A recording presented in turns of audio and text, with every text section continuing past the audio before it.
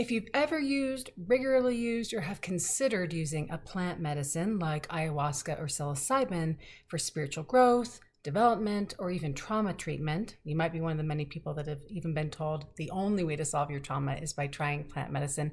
This video is for you. Even if you've had some positive experiences with it, I want you to know some of the hidden dangers that simply are not commonly known and understood in the world of psychedelics, including by world-renowned facilitators and guides and people that you might trust. And I'm going to explain why that is, what to look out for, what you absolutely must know before you or someone you care about does plant medicine again, or especially for the first time if they don't know how their brain's going to respond to it. The information I'm about to share with you is literally life-changing if you don't know it. And unfortunately, so many people in the community in the plant medicine space simply don't have it. So let's get started. Hi, I'm Amy Rose White. I'm an integrative psychotherapist and astrologer making videos on psychospiritual self-healing tools. So the number one lie around plant medicine journeys is that it's safe and there's no risk, and the only real reward is enlightenment or spiritual growth. If you are getting mushrooms, psilocybin from any kind of provider, teacher, guide, or facilitator, or some kind of ceremony person, and they are not screening you for your mental health history and your family's mental health history, they have no business doing what they're doing. And granted, I get it. One of the reasons it's so popular right now is that there have been some studies, but it's not legal, and the exact framework for all those studies and demonstrating how effective psilocybin can be for the treatment of depression, anxiety, and trauma, the details of those studies are not widely understood. And the fact that it's not legal yet means that it is not standardized, and there aren't formal protocols that people universally understand as being necessary before we experiment with those. So you might have seen people having mind-bending spiritual awakenings, religious type experiences, and so you go in thinking that you're going to have the same experience. But really, the lack of legality is keeping this process from being monitored in terms of the qualifications of who's actually leading these ceremonies, doing the guidance and the integration. And I believe that there's a lot of good people who are very well intentioned in that community who are just honestly simply too ignorant to understand what they're doing. And that's why anything that we consume that is supposed to be therapeutic, any process we engage in that we know has an effect on the brain, that such as entheogens do, really, to me, ethically, we should be expected to actually understand what they're doing and be able to adequately guide the people we're working with around doing so safely. In my experience, observing that community, at least where I live, and the clients that report to me that I work with from all over the place, I would say 99% of those people do not. So what is this risk, you're asking? Psychotic episodes, mental health breaks, and ongoing or worsening depression, anxiety, and other psychiatric issues, including unresolved psychosis that requires lifetime medication. I'm talking breaking from reality. And I am not joking here. This might not happen for everyone, but for higher risk people, and I've seen it many times in my practice, the use of psychedelics, especially certain psychedelics that are really popular right now, like psilocybin, can create a cascade of psychiatric events that are very difficult to control. Some may be fueled by an underlying genetic vulnerability, meaning there's some genes that have gotten turned on by the use of the substance. That's one hypothesis. Some entheogens simply amplify the symptoms that people already had, but they didn't recognize what they really meant, such as bipolar disorder, either type 1 or 2. And other times, we don't really have a good reason or etiology and understanding of the genetics or underlying vulnerabilities that simply lend a person to take a certain substance or combination of substances and then have a resultant mental health crisis, which may be permanent or at least long-term, very difficult to recover from.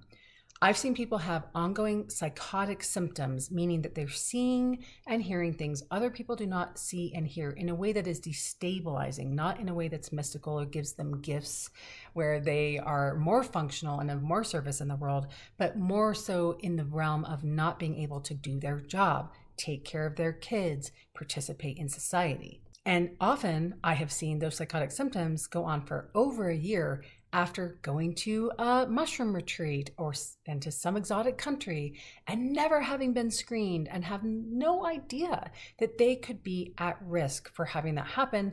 And then they need ongoing psychiatric care and medication simply to be able to function in daily life months or even years later. So while we can't prevent 100% of those occurrences, there are some basic screenings that absolutely can be and should be provided. And perhaps one day when these substances are legal, they will be. So here's what those screening questions are if you or someone you care about is thinking about using plant medicine in the name of healing. So here's what they are. If you have a family history of bipolar disorder, and I'm talking a first or to me even a second degree relative, but first degree relative is the most highest risk. And by that I mean mother, father, or sibling, or any of those people have a history of really any kind of thought disorder, including schizophrenia. For me, that is an absolute no-fly zone. The risk is simply too high that the person who ingests those psychedelic natural plant substances is going to have an adverse reaction resulting in a rupture, basically, from consensus reality that is very difficult to treat moving forward. Or they simply may see the symptoms of an underlying mental health condition like schizophrenia or bipolarity exploding now with regularity after someone uses these drugs. And honestly, even if you have an aunt, uncle, multiple cousins, it's a red flag to me. And again, today I'm specifically speaking to psychedelics around psilocybin and ayahuasca, and potentially when those are used in combination with certain strains of cannabis, because that's what I've seen the most in my practice, that negative experiences result either from those in combination, either alone or in combination. Because the reality is, without any regulation, we don't really know what we're taking when people experiment with these things. And it really truly is still the Wild West and a free-for-all at this point. And it's worth pointing out that any personal or family psychiatric history, including anxiety or depression, or kind of our what we consider run-of-the-mill mood and anxiety disorders, can manifest or exacerbate after using absolutely any kind of drug, including alcohol or cannabis, because these drugs are depressants and they tend to disrupt already fragile neurochemical systems related to mood and cognition and thinking. And psychedelics just ramp it up several notches in terms of risk around seeing and hearing things that aren't there because of the specific serotonin receptors that get flooded in the brain around the ocular nerves. The number 2 lie is that it sticks. So even if you don't become psychotic forever, this spiritual awareness, like deep insight, self-forgiveness, other forgiveness, this insight into our divine nature and connection to the cosmos is absolutely possible in these experiences and using these substances, but it is not permanent. Just because you have an insight into your connection to God and the unity of all people doesn't mean that after you experiment with these, you're going to carry that with you for the rest of your life. While the insight and the knowingness and the cognitive awareness of stepping into other planes of existence might open up for you, granted that's a very common experience, that emotional sense, that sense of peace, that sense of well-being is something people have to really work at. And I have seen people that do ayahuasca every other week not be able to stay steeped in divine contentment or a sense of oneness, or even a place of compassion, or like what we might call in the spiritual community ego death. Just because you're using these things doesn't mean that you're going to somehow become spiritually, awakened or enlightened. It requires the capacity to integrate kindness, compassion, forgiveness as daily practices, observing our thoughts, engaging in behavior that is a reflection of what we might learn in a plant medicine journey to actually stick. It just isn't somewhere that we have happen one day and then that's how we are the rest of our lives. I don't know, maybe there's some bodhisattva under a tree somewhere having that experience, but I've never met someone for whom that's the case. And in fact, it can be really disappointing for people where they feel like they've woken up. I even had a client once who felt that her very abusive partner, who used an entheogen and then had an awakening, was going to become some completely different person. And needless to say, that did not happen. It might seem obvious, but you'd be surprised how many people really believe that. The third great lie is that people who use psychedelics somehow doing this makes you more evolved compared to people who don't. People who abuse power, spiritual narcissists, people who spiritually bypass, this idea that they somehow don't exist in those circles, I'd actually argue that you're going to find more of that in those spaces, because there's the temptation, like in any spiritual practice, to have a hierarchical, really colonized, patriarchal view of better than others, holier than thou. Somehow I have seen the light and no one else has, and if you just did this or you have this awareness, you would, be more like me.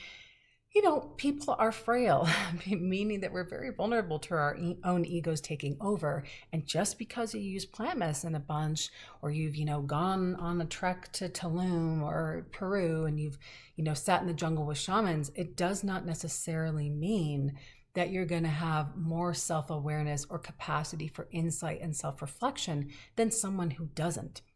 So if for some reason you're not so sure about that, or you've tried plant medicine and maybe it went well for you, but you didn't want to do it again, or you're just kind of apprehensive, or you had a, quintessential bad trip or something, like there's nothing that you're going to miss out on in terms of awakening your consciousness and your capacity for compassion, love for self and others, just because you're not using that stuff. Like that is a real myth that I think is important to dispel. And then the last bonus lie that I want people to really understand is the spiritual danger that we open ourselves up to when we create an opening in what I would say is our energetic field by using entheogens, psychedelics. We actually are more open to dark forces finding their way and attaching to our field. That's much more likely to happen under the influence of psychedelics because the filter is gone.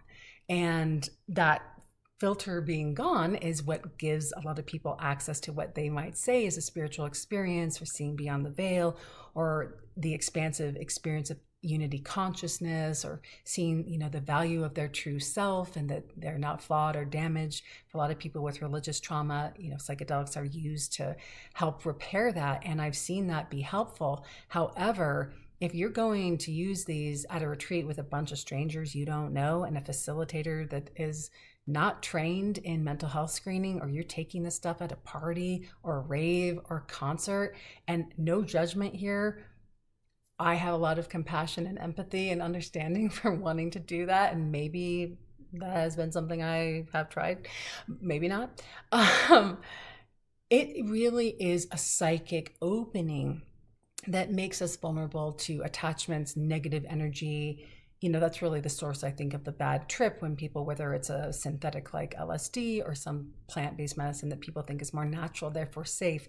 No. It does not prevent those sort of lower astral energies from coming in and attaching to us. And therefore, it really needs to be treated like the sacred medicine that it is and has been used by indigenous people around the world for centuries. So again, one just must be really aware that the power of these therapeutics has a lot of nuance and a lot of layer and a lot more considerations that we need to take and be mindful of before just opening ourselves willy-nilly, because that can actually have just as long-lasting effects as sort of just feeling fatigued, energy vampirism, feeling really emotional. So maybe you're one of the lucky people that doesn't have the high risk variables for bipolarity or schizophrenia, but you just don't feel like yourself, or you feel really tired, or you start to get sick.